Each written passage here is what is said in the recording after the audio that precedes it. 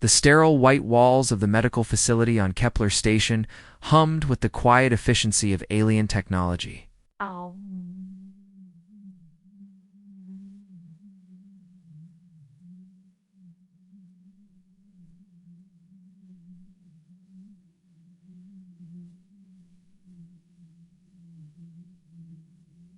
The mechanical breath while holographic displays flickered with data streams in languages from across the galaxy.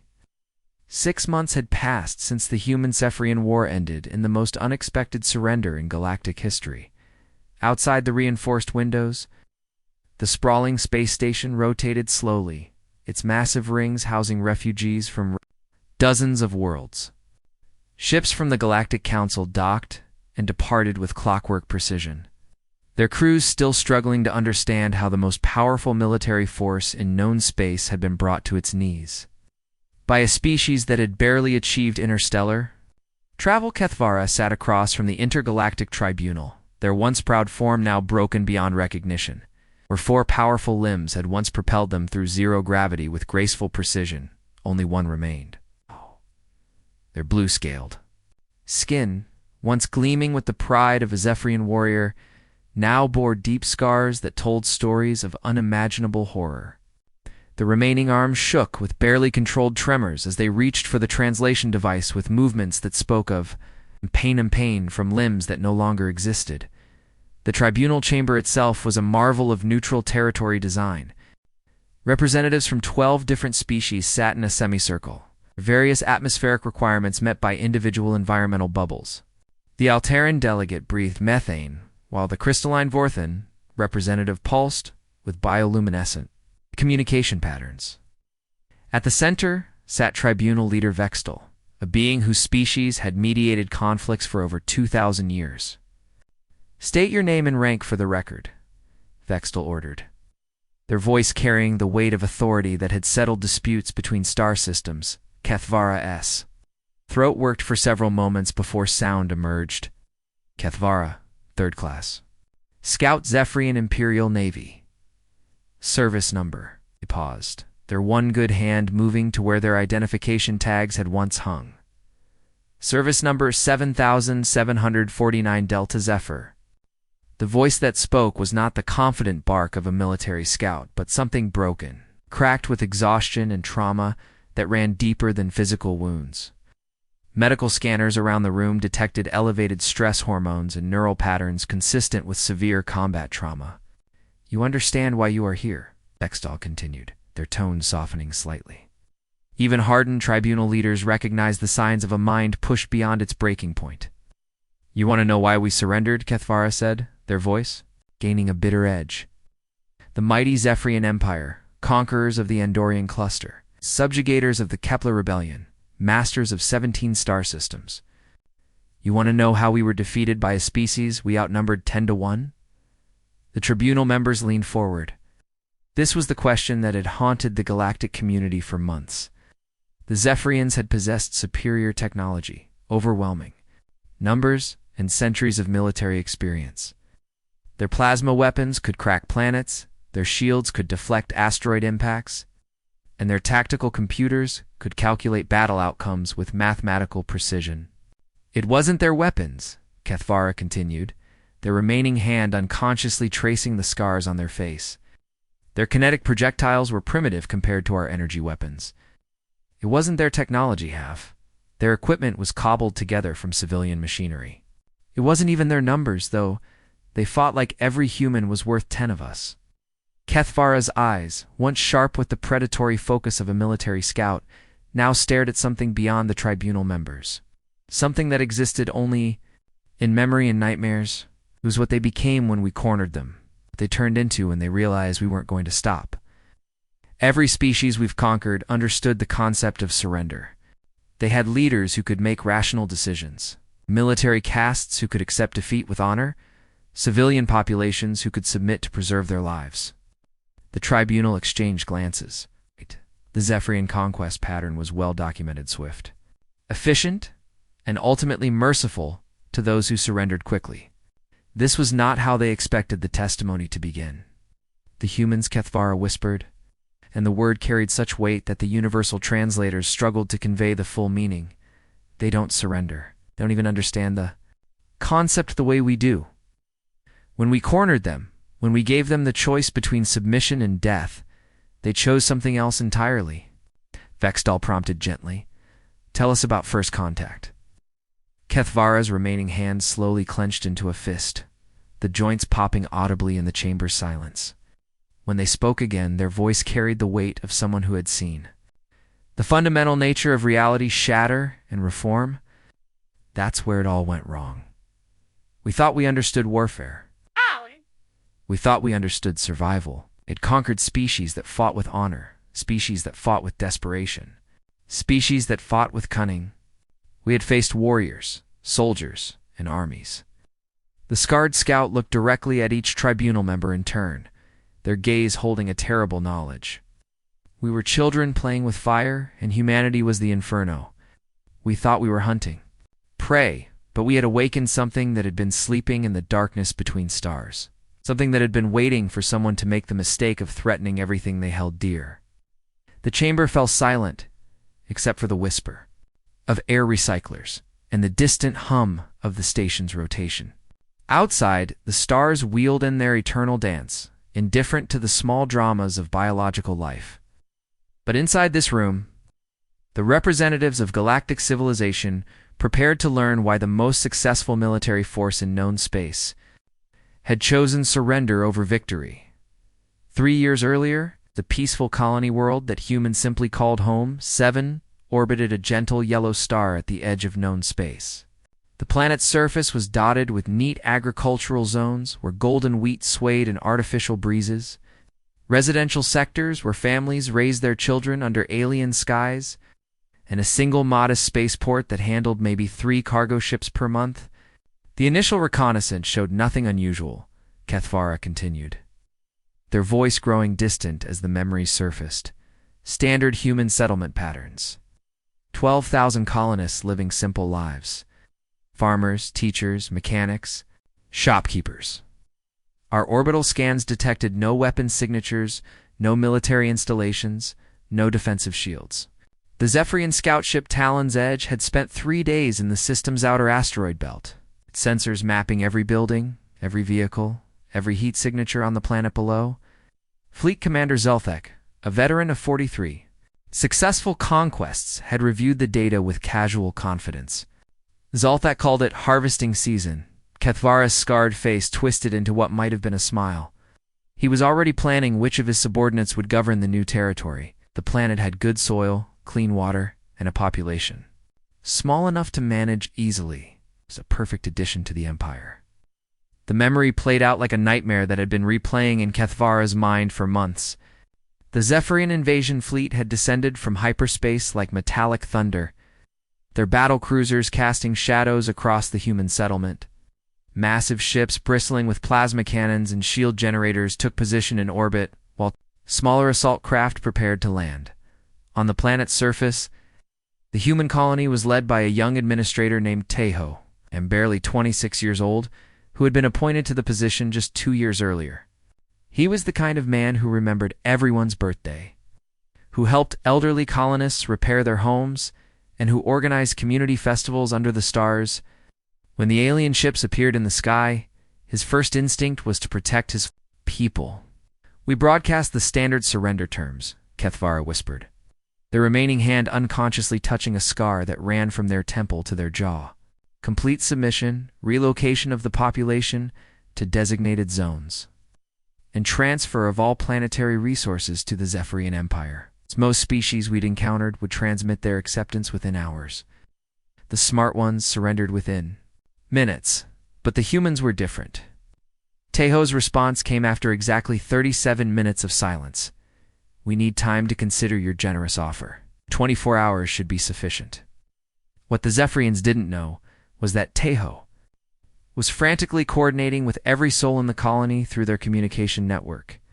His wife Minna, who had served as a military engineer before they'd married and moved to the frontier, was already racing toward the water treatment plant with blueprints she was sketching on the run. "We need to turn everything into a weapon," she had told the emergency council meeting in those first crucial minutes. Not just guns and bombs, but everything. Our tractors, our medical equipment, our children's toys. If they want this world, they're going to pay for every meter of it. Their neighbor, Sung Woo, a primary school teacher who had never hurt anything larger than a spider, was organizing the colony's children into reconnaissance units. Within hours, our T-Rolls were learning to spot enemy movements and relay coordinates through their portable gaming devices. 12-year-olds were memorizing escape routes and hidden supply caches. Even elderly Hajin, the colony's librarian who had seemed too frail to lift heavy books, was uploading every tactical manual, every survival guide, and every piece of military knowledge in the colony's database to every personal device in the settlement. Farming tablets suddenly contained instructions for making explosives from household chemicals. Cooking computers displayed blueprints for improvised weapons. 24 hours later, we moved in. Kethvara's voice cracked with the memory. Full assault shuttles, loaded with combat troops. The landing zone was supposed to be the main agricultural field, nice and open. No cover for defenders. Perfect for establishing a beachhead. The first shuttle, carrying 30 Zephyrian soldiers, exploded in a ball of orange flame before its landing gear touched the soil. The pilot had exactly enough time to scream a warning before the fertilizer bombs hidden throughout the crop fields detonated in a carefully timed sequence. Not military weapons, Kethvara emphasized, their voice filled with a strange mixture of horror and admiration. Fertilizer bombs made from farming supplies and triggered by motion sensors salvaged from their irrigation system. The children we'd seen playing in those fields the day before had been spotting for artillery positions they'd built from farm equipment. The second shuttle managed to land, but immediately came under fire from weapons that shouldn't have existed. Tractors had been converted into mobile gun platforms. Combine harvesters had become armored assault vehicles. Even the colony's food processing plant was launching projectiles made from compressed agricultural waste. A tribunal member leaned forward, their crystalline form pulsing with confusion. Surely your superior technology gave you an advantage. Your plasma weapons? Your combat armor? Technology means nothing when playgrounds become minefields and hospitals become fortresses. Kethvara interrupted, their voice rising with remembered panic. Every building, every structure, every innocent-looking facility had been turned into a death trap. The human named Duhayan, barely 22, and still in his final year of medical school, had transformed the colony's pediatric ward into something that haunted Kethvara's dreams. When the Zephyrian assault team finally breached the medical facility, expecting to find wounded civilians, they instead walked into a perfectly constructed sniper's nest. Children's drawings still hung on the walls, Kethvara whispered. There, remaining hand trembling, colorful pictures of families and pets and spaceships, right next to ammunition stockpiles and firing positions. Duhayan had turned healing equipment into weapons while keeping the ward functional for any injured colonists. The young medical student had used his knowledge of anatomy to target Zephyrian weak points with surgical precision. His understanding of chemistry had helped him create tranquilizer compounds that worked specifically on Zephyrian physiology. He fought like a demon while simultaneously treating wounded humans in the same room. That's when we realized, Kethvara continued, that we weren't fighting soldiers. We were fighting an entire civilization that had decided to become warriors. Every human, from the youngest child to the oldest adult, had become part of their war machine without losing what made them human. The battle for Home 7 lasted 6 days and cost the Zephyrians over half their invasion force. Withdrew, the human colony was still functioning, still defiant, and still growing stronger. 2 years earlier, Terra's edge hung like a jewel against the black of space, its surface a mixture of human engineering and natural beauty. The planet had been terraformed over 3 generations, its atmosphere carefully balanced, its weather systems precisely controlled. 50,000 humans called it home, living in gleaming cities connected by transport tubes that snaked across continents like silver rivers. Terra's edge was supposed to be our decisive victory, Kethvara continued, their voice hollow with the weight of memory. High Command had learned from the disaster at Home 7, no more quick strikes, no more underestimating human resourcefulness. This time, we would do it properly. The Zephyrian fleet that arrived in the Terra's Edge system was massive beyond imagination. 200 warships formed a perfect blockade around the planet, their combined firepower capable of cracking continents. Battle stations the size of small moons took position at strategic points, bristling with weapons that could sterilize entire hemispheres. A full siege, Kethvara explained to the tribunal. Cut off their supplies, jam their communications, wait for surrender. Standard protocol that had worked on 47 worlds across the galaxy.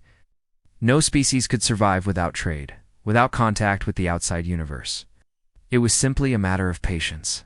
Fleet Commander Zelthek, promoted after the embarrassment at Home 7, had calculated that Terra's Edge would surrender within 6 months.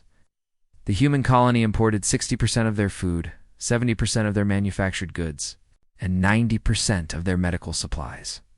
Simple mathematics suggested they would be begging for terms within a few weeks. The human colony on Terra's Edge was under the leadership of Commander Wu Jin, a stern woman in her 40s whose weathered face bore the marks of someone who had spent decades reshaping hostile worlds into homes for humanity. She had been a terraforming specialist for 20 years before accepting the governorship of Terra's Edge. She understood the planet's systems better than anyone alive. When the Zephyrian blockade began, she made a decision that would haunt Kethvara's dreams for the rest of their life. Emergency council meeting, Wu Jin had announced over the colony-wide communication network. All department heads, all specialists, all volunteers with relevant skills. We have approximately 6 hours before they start jamming our communications. We need to make this planet uninhabitable for invaders, while keeping it livable for us. Working with atmospheric engineer Jae Sung, a brilliant young man whose specialty was weather control systems, Ojen began implementing modifications that transformed Terra's Edge from a peaceful colony world into something that belonged in nightmares. They turned their entire planet into a weapon, Kethvara whispered to the tribunal. Not just the military installations, not just the defensive structures, everything. The very air, the water, the soil, the weather itself became hostile to our forces. Jasung had spent years maintaining the delicate atmospheric processors that kept Terra's Edge habitable. Now he worked frantically to turn those same systems into instruments of war. Within days, he could generate electrical storms powerful enough to fry Zephyrian electronics from orbit. The carefully controlled weather patterns that had made farming possible became weapons of devastating precision. Young scientist Biora, barely 25 and fresh from the Colonial University, focused her expertise on biological warfare. She studied captured Zephyrian genetic samples and engineered viruses that were completely harmless to human physiology but devastating to Zephyrian respiratory systems.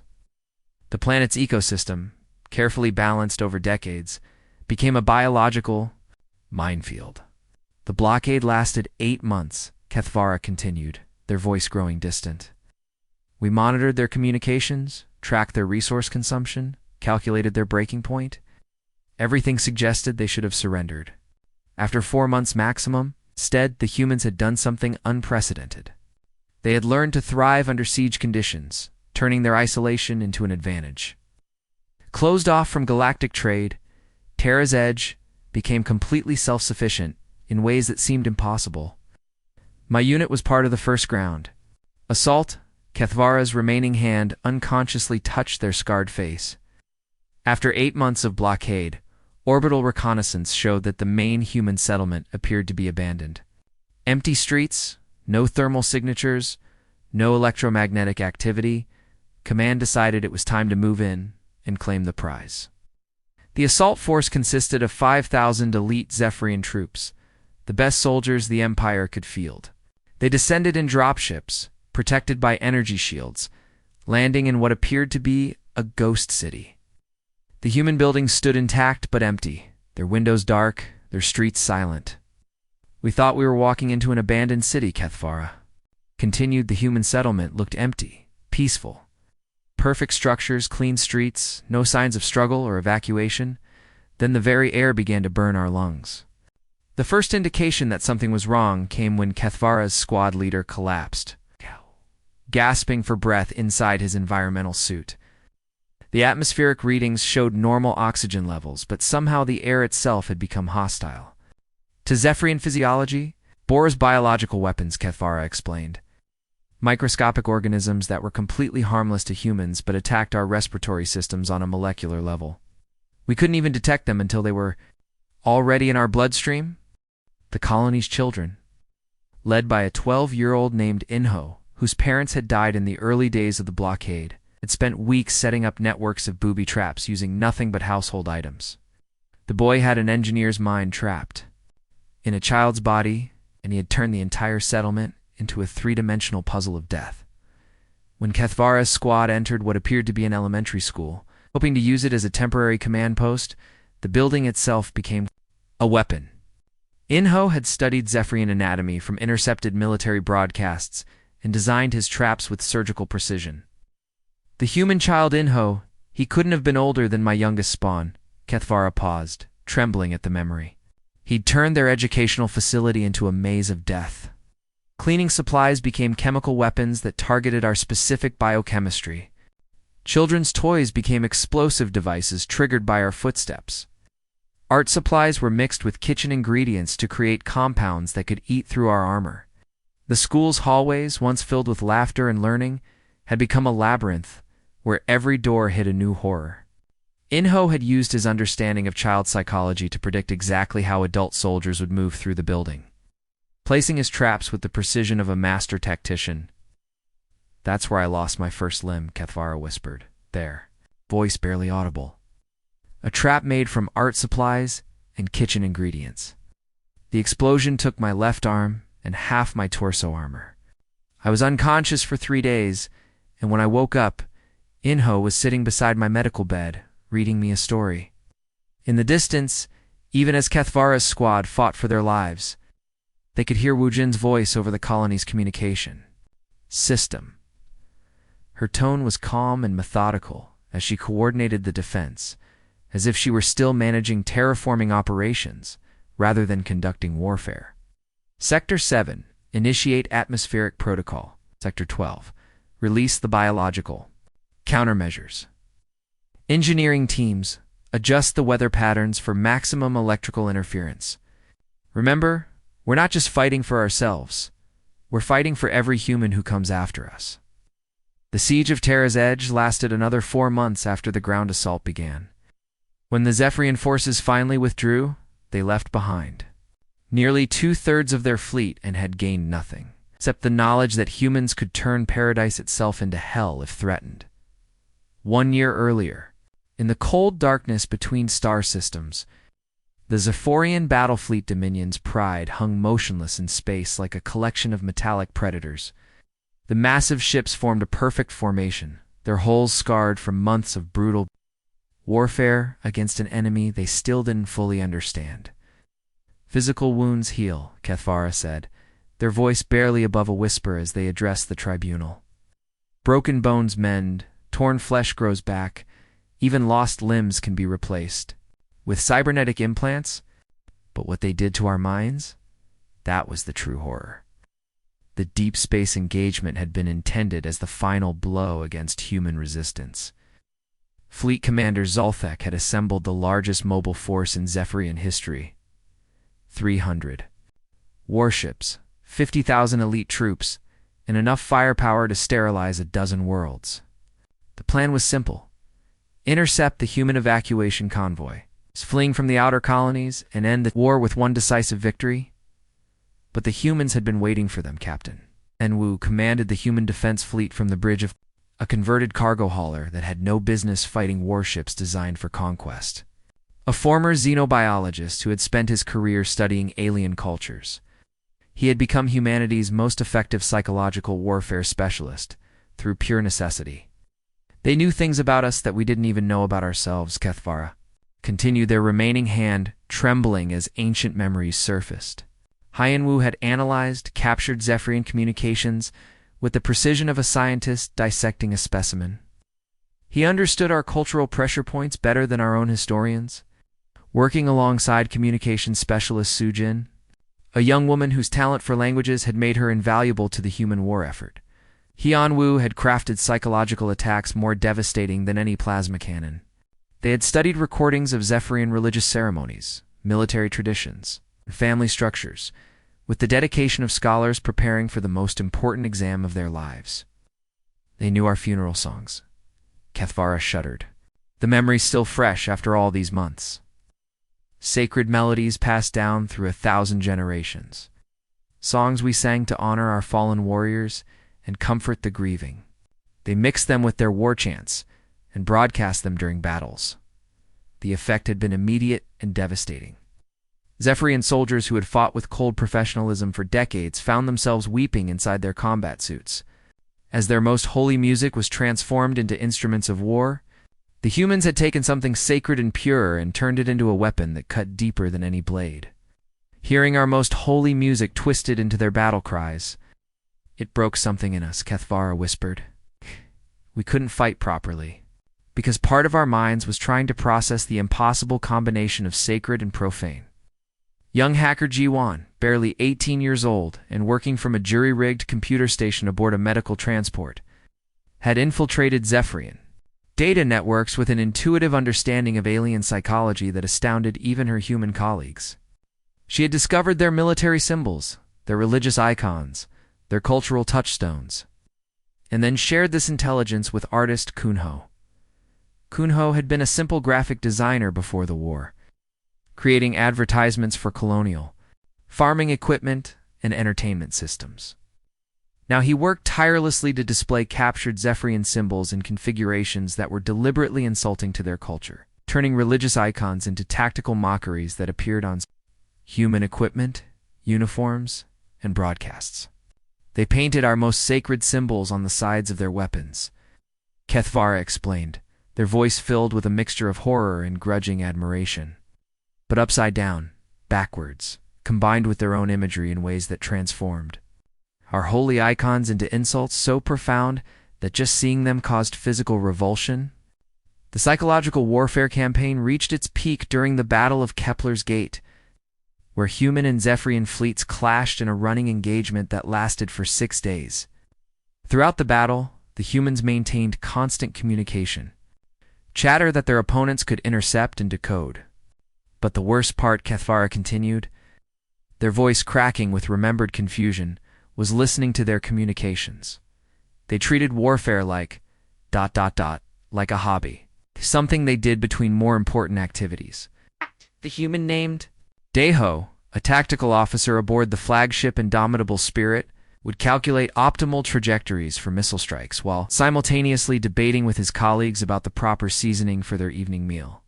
His voice carried the same level of engagement whether he was discussing the destruction of enemy formations or the merits of different cooking techniques.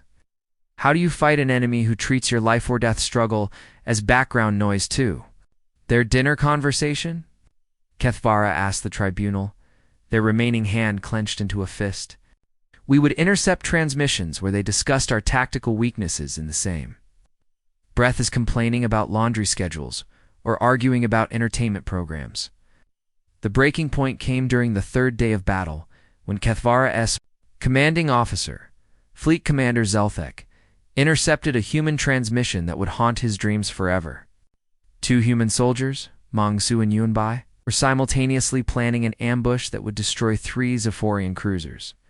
While having a heated argument about whose turn it was to clean the weapons cache, "It's your turn, Mongsu, Yunbei's," a voice crackled over the intercepted channel. "I cleaned it last week after we took out that destroyer squadron. Speaking of which, if we angle the plasma charges at 37 degrees and detonate them when the lead cruiser crosses the asteroid field, fine, I'll clean the weapons. But I'm not doing the ammunition inventory again," Myung-Soo replied. "And shouldn't we use 42 degrees for the plasma charges? The blast pattern would be more effective against their shield configuration." Commander Zelthek started crying, Kethvara said, the memory still vivid after all these months. This warrior who had conquered worlds, who had commanded fleets in 17 successful campaigns, who had never shown fear or doubt in 4 decades of military service, broke down sobbing on the bridge of his flagship. The veteran commander had tried to explain to his staff what was happening, but the words wouldn't come. How could he describe the horror of fighting an enemy that treated warfare as casually as household chores? How could he make them understand that the humans weren't just defeating them militarily, They were proving that everything that Zephyrians believed about the nature of conflict was fundamentally wrong. He couldn't understand how they could be so casual about warfare while fighting with such devastating effectiveness. Kethvara continued, "To us, battle is sacred. It's the ultimate test of warrior skill. The moment when training and honor and courage are measured against life and death. But to them, it was just another task to complete before dinner." The psychological impact spread throughout the Zephyrian fleet like a virus. Soldiers who had faced death without flinching found themselves paralyzed by uncertainty. Officers who had made tactical decisions with confident precision began second-guessing themselves. The humans had weaponized their own casual attitude toward violence, turning their matter-of-fact approach to warfare into a form of psychological torture. "We realized we weren't just fighting soldiers," Kethvara whispered. "We were fighting a species that had integrated warfare so completely into their daily lives that they could plan our destruction while discussing what to have for breakfast. They had made war so ordinary, so normal, that it held no special terror for them." The Battle of Kepler's Gate ended with the Zephyrian fleet in full retreat, not because they had been militarily defeated, but because their commanders could no longer function. The humans had broken their enemies' minds without firing a shot specifically designed for that purpose. 6 months earlier, the final battle of the human-Zephyrian War took place in the Centauri system, where humanity's core worlds hung like blue and green jewels against the cosmic darkness. The assembled fleets faced each other across millions of kilometers of space on one side, the remnants of the once mighty Zephyrian armada, and on the other, a collection of human ships that looked more like a refugee convoy than a military force. "The end came not with our defeat, but with our understanding," Kethvara said, their voice gaining unexpected strength as they recalled those final moments. "We finally realized what we were fighting, and more importantly, what we would have to become to win." The Zephyrian fleet that arrived at Centauri represented the Empire's last hope. 700 warships commanded by Supreme Admiral Vekvar, supported by battle stations that could crack moons and weapon systems that had conquered half the galaxy. This was to be the crushing blow that would end human resistance forever. But the human defense fleet was unlike anything the Zephyrians had ever encountered. Admiral Young-Ho commanded from the bridge of a converted mining vessel called Second Chance, surrounded by officers who had learned warfare out of desperate necessity rather than military tradition. Young-Ho wasn't from a warrior caste, Kethvara explained to the tribunal. He'd been a cargo pilot before the war, flying medical supplies and farming equipment between colonies. When the war started, he was just trying to evacuate civilians. But humans don't stay in their assigned roles when survival is at stake.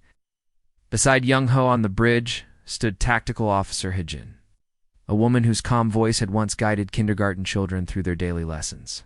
Now she calculated firing solutions and fleet movements with the same patient precision she had once used to teach 5-year-olds how to read. "I remember intercepting her communications during the battle," Kethvara continued. "She would give tactical orders in the same gentle tone she'd probably use to remind children to clean up their toys. Destroyer Group 3, please adjust your position 15 degrees starboard. Fighter Squadron 7, you're doing wonderfully, but could you try approaching from the enemy's blind spot?" Engineer Dong Wu, working frantically in the depths of the human flagship, had spent his pre-war career designing children's toys that would spark imagination and creativity. Now he applied that same innovative thinking to military technology, creating weapons. Systems from spare parts and civilian equipment that shouldn't have worked but somehow did. Every human was a specialist, Kethvara explained, their remaining hand gesturing weakly, not because they were bred for war, not because they came from military families, but because they made themselves into whatever they needed to be. The human so young could repair a damaged ship's life support systems, then plan a tactical strike against our formation, then compose poetry about the stars all in the same day. The battle itself lasted for 18 hours, but the real conflict was taking place in the minds of the Zephyrian commanders. They watched human farmers pilot fighter craft with deadly precision. Human teachers coordinate complex fleet maneuvers. Human children operate communication systems that kept the defense organized despite overwhelming odds. "Our strategists finally understood the truth," Kethvara said. their voice growing quiet with awe. Humans weren't uniquely violent. They weren't born warriors. They were uniquely adaptive, where other species had dedicated military castes.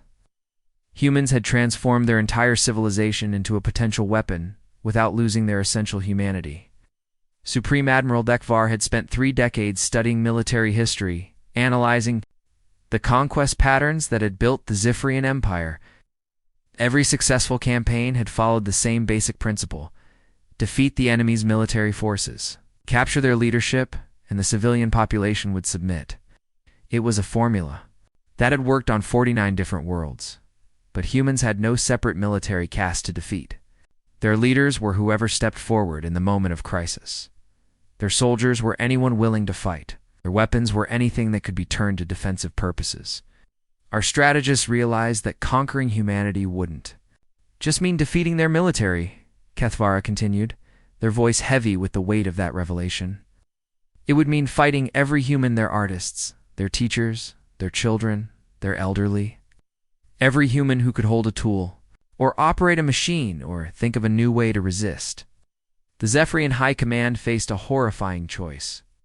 They could continue the war, but victory would require them to adopt human tactics, human adaptability, human willingness to turn every aspect of life into potential warfare.